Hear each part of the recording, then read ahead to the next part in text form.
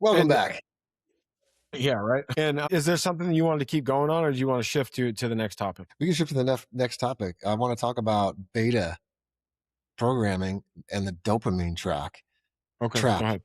How porn, hookup culture, and dating apps, let's be honest, are we really dating on apps anymore? Or are we just trying to get our fuck on? You know what I'm saying? Like, let's just get fucking free. I need some fucking sex, and I'm gonna swipe until I find somebody who's ready. Majority of us are probably doing the latter and not the former. Relationships started on dating apps. There's about 3% of success rate, and that's 3% of relationships started on dating apps last longer than 3 months, and less than 1% actually last longer than 6 months. So these activities, I want to talk about how these are literally rewiring men's brains and keeping men stuck. Go ahead. Well, I remember we were talking about this just the other day, how beta programming is hidden in plain sight. Where do you think that's happening the most? I mean, the people who are in control of what we see and hear and want us to think are very smart, and they understand human psychology. And so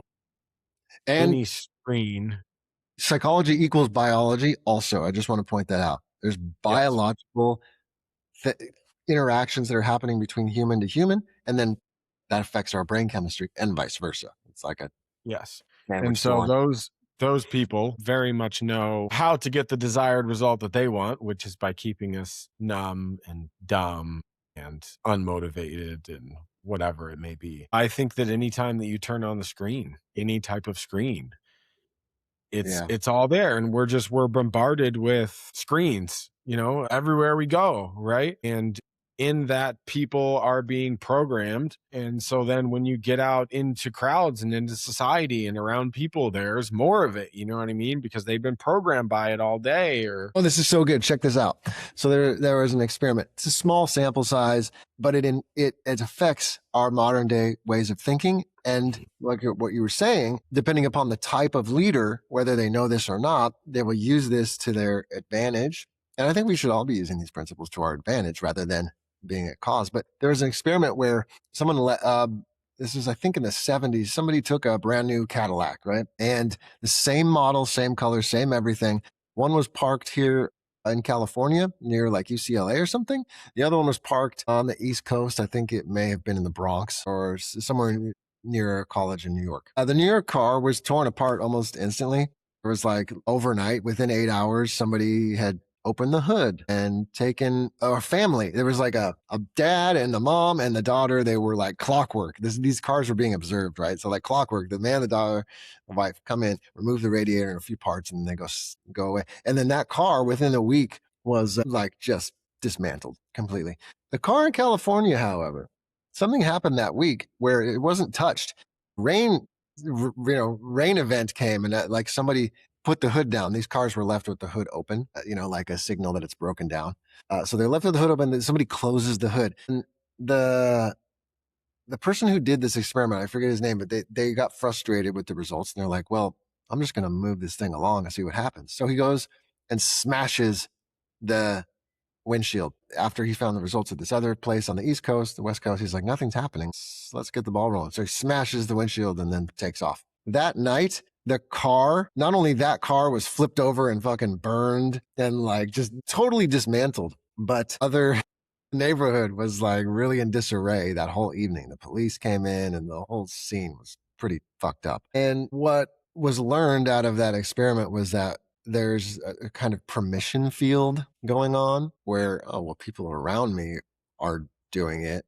And everybody who has that unprocessed desired behavior in them or emotion will herd mentality. participate. Yeah, like the cow and the buffalo in the storm, right? The buffalo's just going to turn and face the storm. The cows kind of get together and they're like, oh, Or it's like that. That uh, reminds me of that social experiment where, like, every time everyone's sitting in a waiting room and everyone's in on it except for this one person, right? And every time a bell goes off, they all stand up, and the new person's like, and then the bell goes off, and everyone stands up again, and the new person's like, what? And then, yeah, like, the third time the bell goes off, and now the new person is standing up with everyone else and sitting back down, and no words are uttered. They're just like, oh, okay, I guess this is what, right? yeah. Everyone around me is doing it, so I guess I should do it too. Which, quick segue, is a great example of why the 5 people that you spend the most time around are very, very important, because you become like the people you spend time around. So if you're not inspired, challenged by the people that are around you, you probably need to find a new circle. Yeah, well said. And if you're content in your circle, then that's fine. But Sure. when I'm talking about beta programming hidden in plain sight, I'm really talking about actual neuroscience and biological science, not some woo-woo metaphor or clickbait. I think men who want to grow must be aware of these things. Something happens when we become aware of our patterns. Shit gets a little crazy for a lot of us. I'm so aware of my patterns, and yet I'm not at the point where I'm actually able to change them in real time. Mm. And that's why staying in a men's group who's capable and competent with aligned intentions and values, or getting a coach in the same way, super, super important to keep you in the game of growth as a man. The brain operates in different frequencies, and beta brainwave state is where most dudes are stuck in all fucking day. And that's why most men go to alcohol or weed or porn or food or games, television, is because it helps get out of this. It creates escape velocity from this beta. It's not healthy. The body and the brain will want to do something different, whether you want to do something different or not. It's heightened arousal. It's stimulation seeking. It's like leaky energy. If a man has leaky energy, he's probably just addicted to or programmed for beta brainwave and adrenaline based or dopamine based thinking and behaving.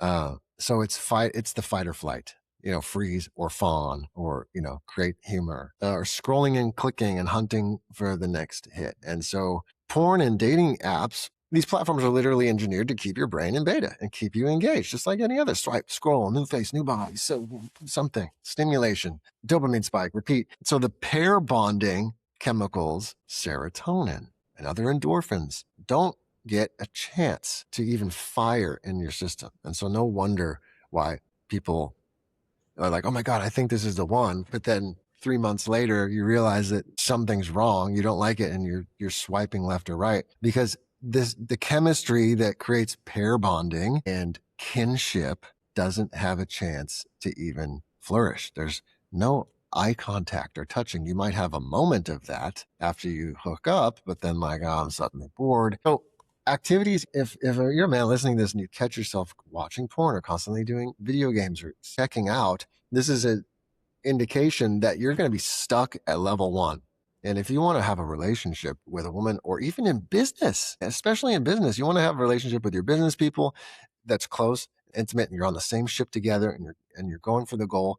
You want to develop these kinds of relationships that feel like kin. Then just eliminating the apps, getting them off your phone, and removing your Steam account or whatever it is, if you're engaged in like 4 hours a day, if you catch yourself even an hour every day, if you're pouring your energy into these beta stimulating level 1 simulacrums, they're simulating an actual relationship, simulating a world, simulating purpose, but it's actually toxic to your brain. It's reinforcing the patterns of shame and escapism that, if you have an inkling that something's not right and you want to grow beyond, are actually reinforcing the pattern and keeping you stuck. And so we want to get to alpha. So this beta, you're a beta man. This is real, literal, in your brainwave and in your life. If you want The to term beta rise boy. up, yeah, beta boy, soy boy, whatever label we want to attach to that. But beta is a great term because it's literal and it's true. And then we look at things like the alpha brainwave state. This is where meditation lives, and presence and eye contact and slowing the fuck down, slowing down. Oh my God, I'm here. I have to face this present moment. Goodness sakes. And this is where you can actually bond with another human, but you can't get there if you're just, jacking off your nervous system with pixels and algorithms designed to keep you hooked. So yeah, beta programming, it's not just what you're watching. It's on the other side of the screen, it's the entity or the force or the software or the programming behind the screen that's watching you get rewired and dumbed down and being moved down into the new worthless class as the World Economic Forum or other organizations like that are speaking Yeah, I of, heard right? somebody speak about that like literally yesterday. Basically the words, with all this artificial intelligence or whatever, if everything's going to be done for them, there's going to be a worthless class. You know what I mean? And like literally are achieving nothing for us. Okay, so then how do we get out of that beta frequency, that beta pattern, and we get into that alpha pattern? How do we break free of that and make manifest the glory of our lives? Okay. Some people, I was just listening to Modern Wisdom podcast. It wasn't necessarily the podcast or the host which drew me to this one. It was Arthur Brooks. It's number 931 on his show if you guys want to check it out. But he does a little breakdown. I think it's like minute 40 or something like that. But I'll break it down for you right now. Because this is where the rubber meets the road, right? And so when you're in the porn app cycle, you're riding the dopamine roller coaster, like more, I have more, and then like disappointment. Oh, like I blew my load. Let's do another one. The dopamine is not the pleasure chemical; it's the seeking chemical. It's the molecule of more. It just wants more. It's never satisfied, and it's seeking. It's always seeking the next thing. Anticipation, the hunt, or the character generation, like the new game, and then like you're just kind of operating in it. The dopamine is what gets you like charged up a little bit, maybe and excited. And apps exploit that perfectly. New profile, new swiping, new match, new message. All ding ding ding. The brain is like it's getting these micro hits of dopamine, saying, "Oh, maybe this is the one. Maybe this is the one. Maybe this is the one." And then the trap is this. They don't actually ever arrive at the result you want. And so perfect. Loud. Can you hear that? Oh yeah. Cool. Okay. Okay. Re-rack. Yeah, re-rack. So you never actually arrive at the results that you want because you're stuck in this beta process. And you might not actually know that you're in it, but if you catch yourself using apps, using porn, going to drugs, going to video games, going to porn, going to entertainment, going to sports, recreationally consuming this type of content, consuming this type of stuff, that's a good indication that you're being programmed for beta or you're programming yourself to beta. But the good news is that you can take charge, you can take responsibility, you can get a coach, you can join a program, join the School for Men, like, subscribe, whatever, to this or any other content that gives you the value that you feel you can use a process and get out of this beta. So let's talk a little bit more about this and then we can move on. But if you're perpetually chasing, over time, your dopamine receptors, they downgrade or down regulate. So you will need more of the stimulation, weed, porn, games, to feel the same thing. And I can guarantee you, someone who actually used to love video games and really find enjoyment out of that 20 years down the road, of course, I also dedicated to personal growth. It just doesn't provide the same stimulation. It's not fun anymore. And you'll, you know, you'll need weirder shit or more shocking content. You're building a tolerance like a drug addict. You just need fucking more of it to feel something that will never be like that first time. So, and because you're stuck in this heightened arousal state, that these beta brainwaves and the adrenaline is pumping, you're literally chemical incapable of bonding with other people. This is why if you were at the CES, the Consumer Electronics Show in Vegas, I guarantee you encountered, and God bless them for helping us and the technology work, but I experienced this personality trait in many programmers or tech agents, people who are really heavily involved in the world of AI and programming, is that they can't access oxytocin or serotonin or the neurochemicals of connecting and belonging. And so they just like sound weird and robotic. And they're building fucking robots that look like mannequins because they would rather interact with a computer than a person. And if that's you, there may or may not be a place for you in the future.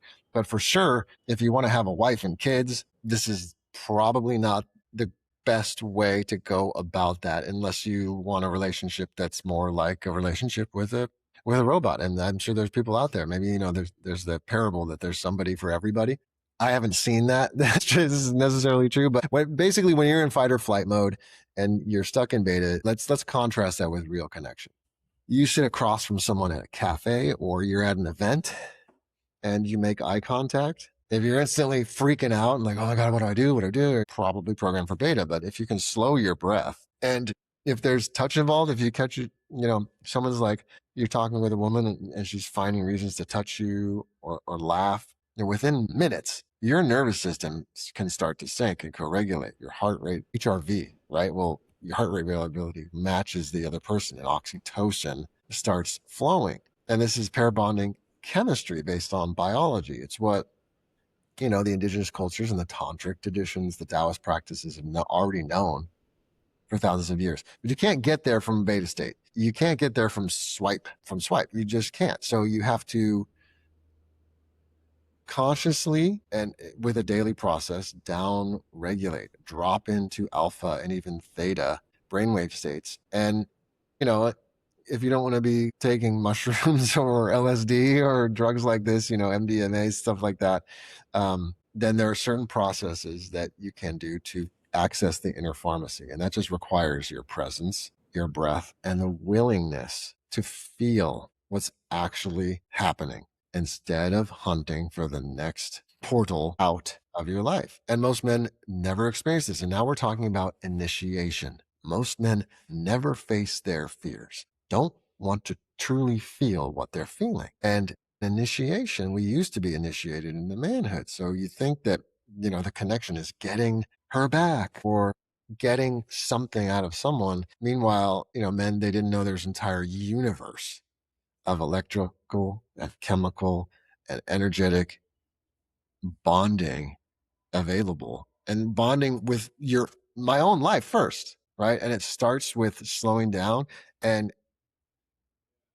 getting into contact with men probably outside, or one layer deep of your social circle where there is a man who has the experience, the teaching, the training, and the time invested in initiating other men out of beta programming and into self-leadership. You don't have to be an alpha male, like dominate your field. That's not what I'm talking about. I'm talking about being a sovereign man who's in charge of or controls the controllables, right? Like you were talking about, you were saying to your baseball people, control the controllables and get a process that you've seen has been worked for other people. Slow down and be a part of that process. And you might have to sacrifice some of your little dainties that you get that quick hit of feeling good, like your porn or your video games or whatever it is, time at the bar, drinking with the guys. Yeah, I think that this is one of those things too that you can begin to like guide yourself out of this place if you're constantly in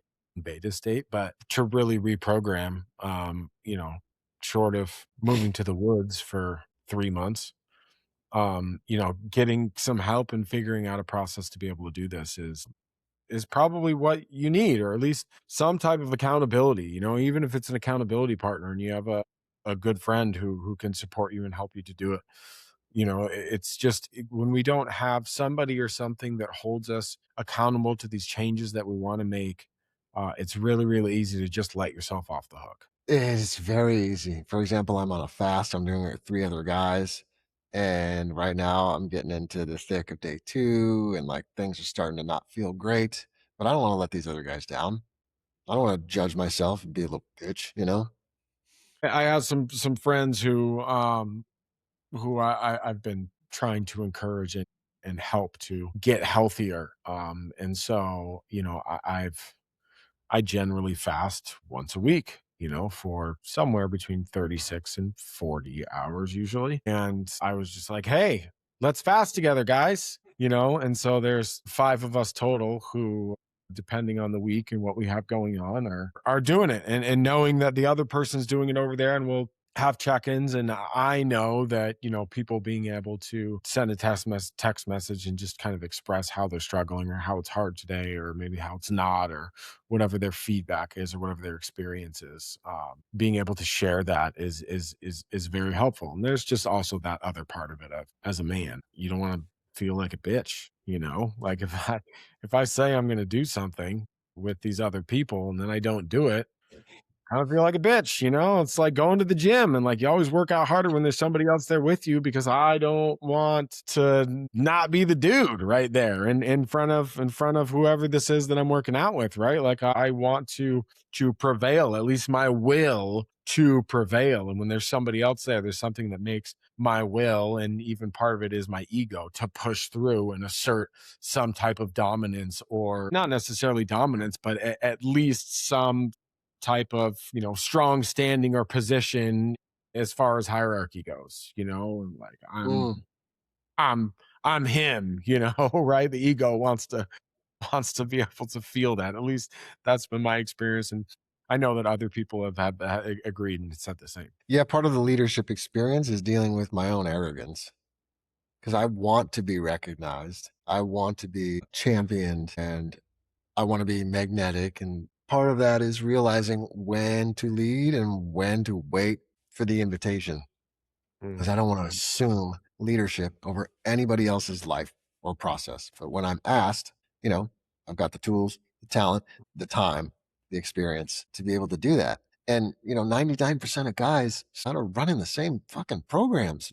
They're scared and they're performing. They're trying to outperform their fear and their feelings, they're trying to prove their worth subconsciously to mom or to dad through conquest or money or status, whatever their own personal motivation is, perfection, or how well they can run the game, right? But that's operating from a wounded place. I'm just starting to digest this conversation between Tony Robbins and Alex Hormozy. We can put their thing in the show notes, I guess.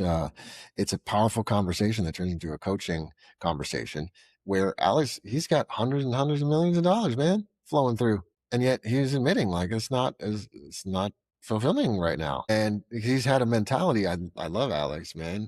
I've got a lot from him over the last many years. But this whole like, fuck your feelings, follow the plan thing, he was recently speaking about, like even 6 months ago now, when he's talking about to Tony about it, is not the thing that's going to get him to the fulfillment piece, which is great because a lot of us guys are like, oh shit, I'm just still not feeling good enough, still not feeling like I'm seen. And, you know, I just admitted that that's a part of me too. You know, I'm running a program that was installed by parents who did the best they could, but really barely had a clue. Thank God they had like therapists and coaches who were amazing themselves. Thank God, because talk about a violent past. I got like probably 20% of what they got as far as violent pasts and ignorance of emotional intelligence goes, nervous system regulation, sacredness, prayer, connection to the divine. Sex was really distorted. It just wasn't even a topic of conversation. It was like, don't do that shit, you know? But here's the thing, like facing my fears, when a man faces his fears, I mean like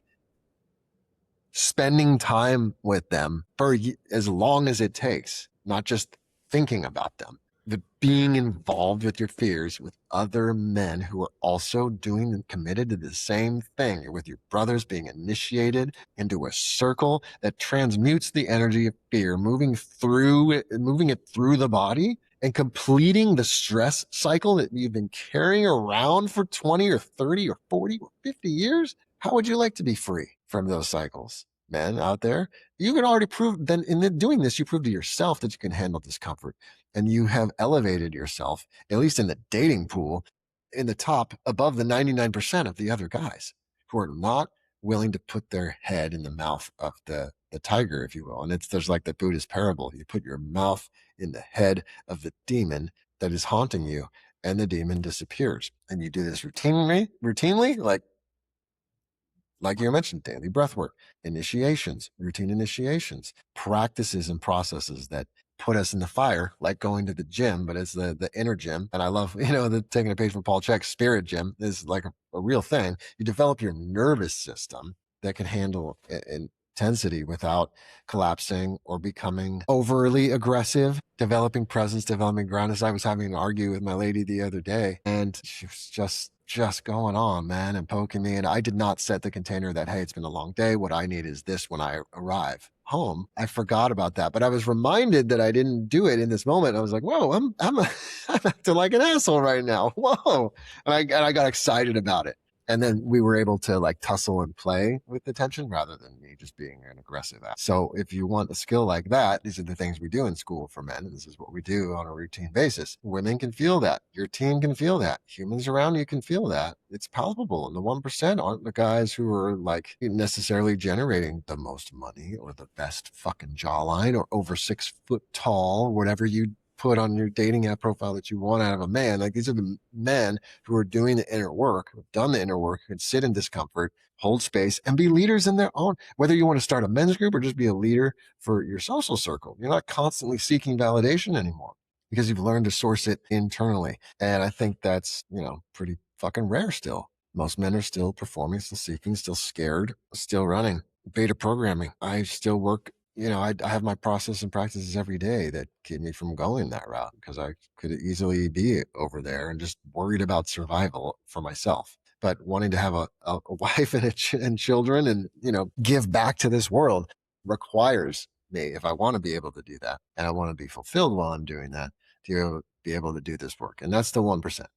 It's available to any man who wants to join a place like School for Men, willing to do the work, show up and do it. I think that's good. I think that was probably its own episode in and of itself. That doesn't really correlate into coaching much whatsoever. No, that was more like beta, like Yeah, which is beta fine. brainwave and the dopamine trap.